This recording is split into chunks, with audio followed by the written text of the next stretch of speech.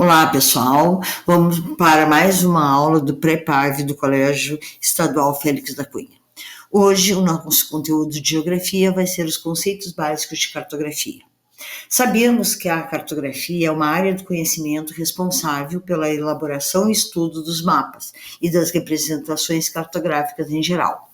Isso inclui plantas, os mapas, as plantas, os croquis e as cartas gráficas, que são os mapas.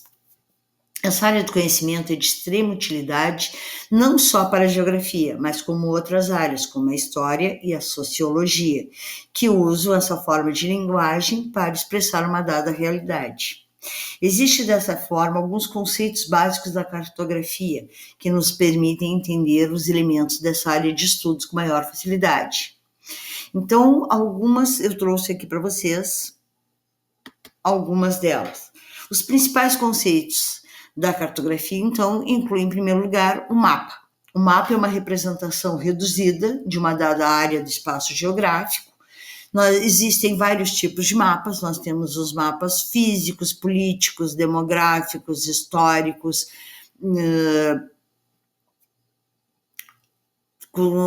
econômicos. Então, dependendo do mapa, ele vai ter uma finalidade. Os históricos vão narrar algum fato histórico.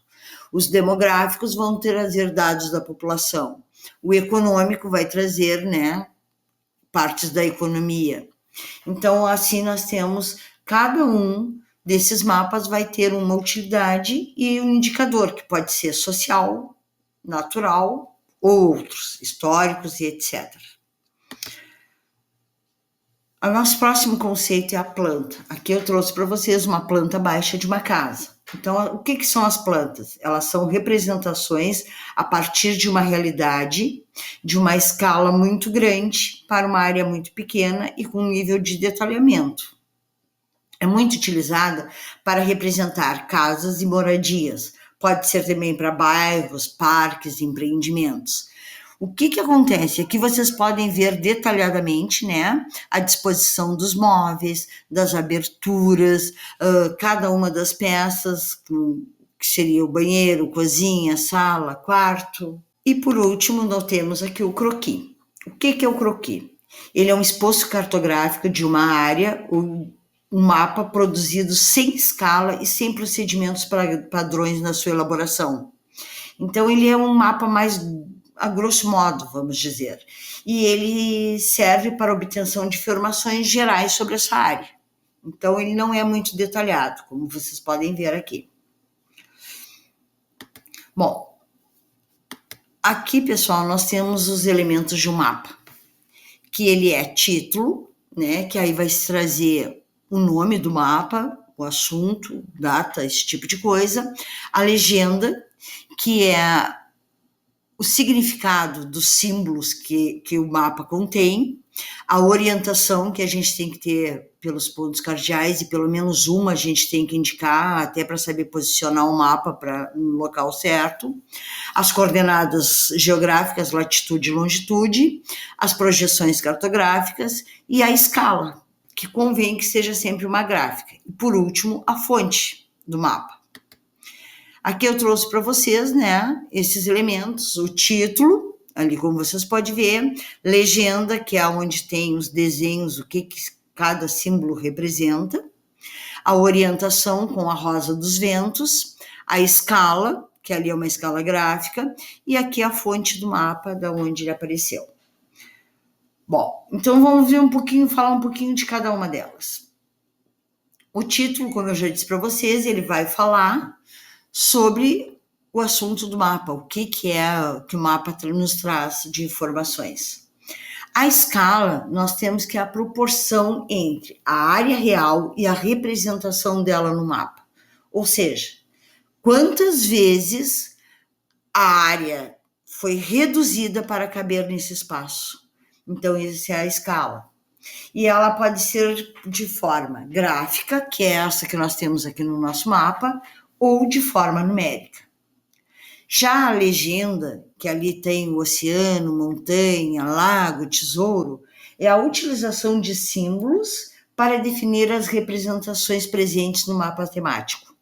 Alguns símbolos e as suas legendas são patrocinadas, ou seja, padronizadas.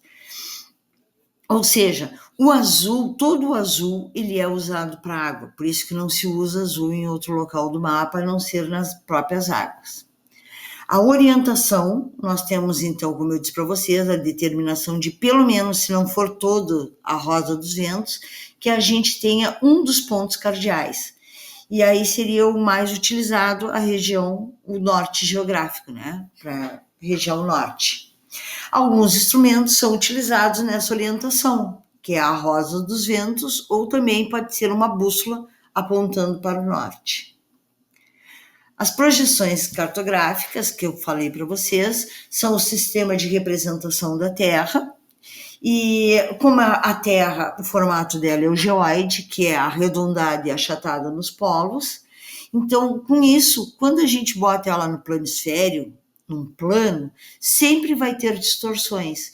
Então, no sistema de projeções cartográficas, a gente procura a melhor representação para definir o tipo de mapa que a gente vai trabalhar. Sendo que sempre o ideal seria ser utilizado o globo, que é a cópia mais fiel do globo terrestre. Depois nós temos a hipsometria, que é também chamada de altimetria, que é o sistema de medição e representação das altitudes de um determinado ambiente e as suas formas de relevo.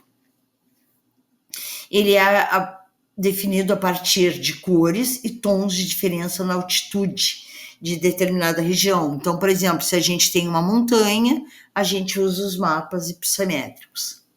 Os paralelos e os meridianos. Bom, os paralelos são as linhas imaginárias traçadas horizontalmente sobre o planeta ou perpendicular ao eixo de rotação terrestre. Os principais paralelos a gente já sabe, né? Equador, Trópico de Câncer, Capricórnio, os círculos polares Ártico e Antártico. Então, a latitude vai sempre variar de 0 a 90 e ela vai do Equador para o norte ou do Equador para o sul. Já os meridianos, elas são linhas traçadas verticalmente, né? E ela vai ser para a direita ou para a esquerda, ou seja, para o leste ou para o oeste. Quando nós temos o traçado dos paralelos com os meridianos, nós vamos ter as coordenadas geográficas, que vocês já devem ter aprendido também, que é a combinação do sistema de paralelos e meridianos com base nas latitudes e longitudes. Então, a gente define com isso qualquer ponto no globo terrestre. Sendo que a latitude, então, é a distância medida em graus de um ponto qualquer da superfície terrestre em relação à linha do Equador.